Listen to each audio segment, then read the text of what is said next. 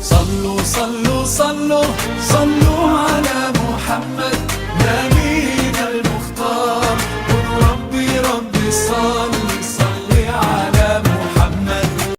Assalamualaikum. Cuma apa yang ada je nak ajar korang buat resepi kek oren legend ibu mertuaku. Okey, jom kita mula.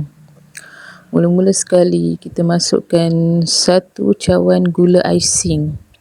Lepas tu masukkan 1/2 cawan margarine.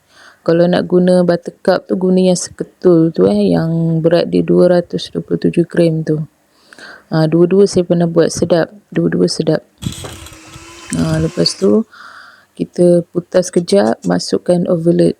Overload tu sebenarnya saya derhaka resepi. Dalam resepi mak mertua tak ada bubur, tapi saya derhaka kan. Derhaka resepi tak apa, jangan derhaka dengan mak mertua. Okey, lepas tu kita putas-putas kejap, kita kaut-kaut tepi dia tu. Dah macam dah kental dia punya adunan tu, putih macam tu kan. Okey, kita stop sekejap, masukkan telur grade A. Masuk sebiji-sebiji sambil putar lah. Make sure telur tu fresh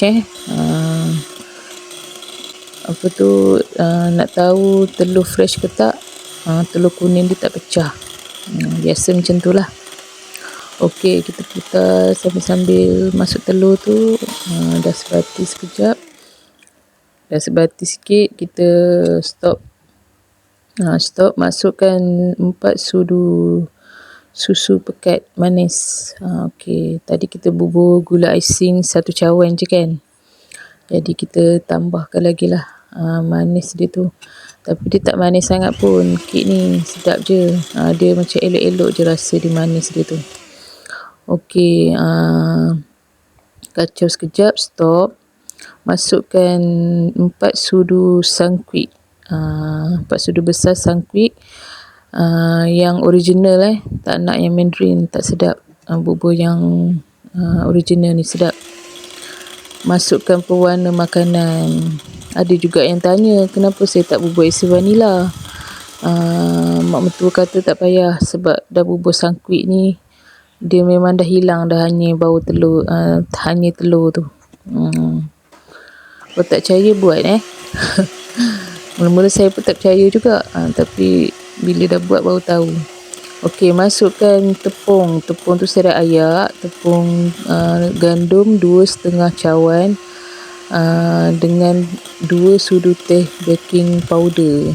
Okey, kita ayakkan, masuk sambil kita putar. Okey, lepas tu dah sebati, kita stop sekejap, kita kaut lah tepi-tepi tu, ada yang tak kena kan.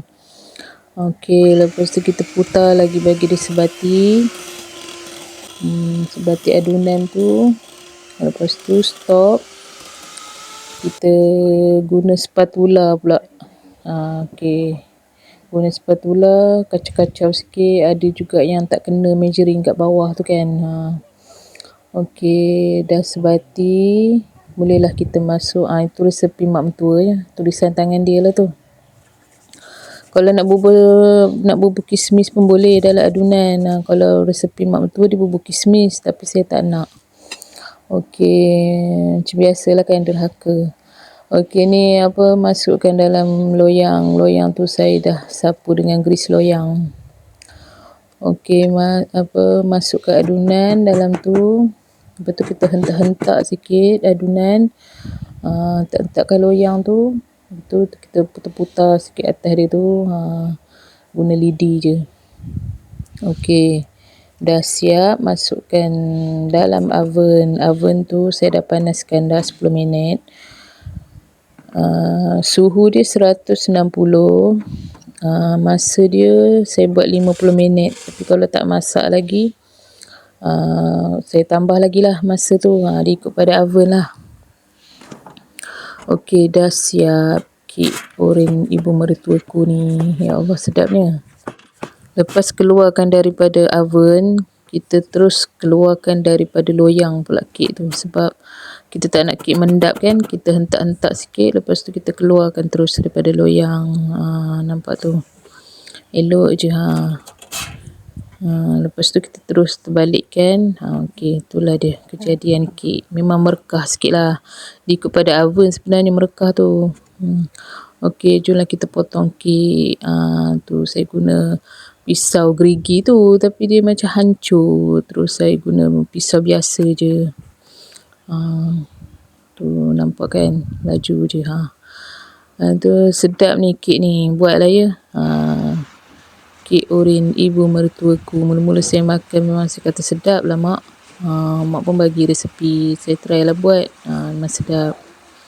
Kesukaan anak ibu mertuaku. Okey, jomlah kita buat ya. Selamat mencuba. Terima kasih.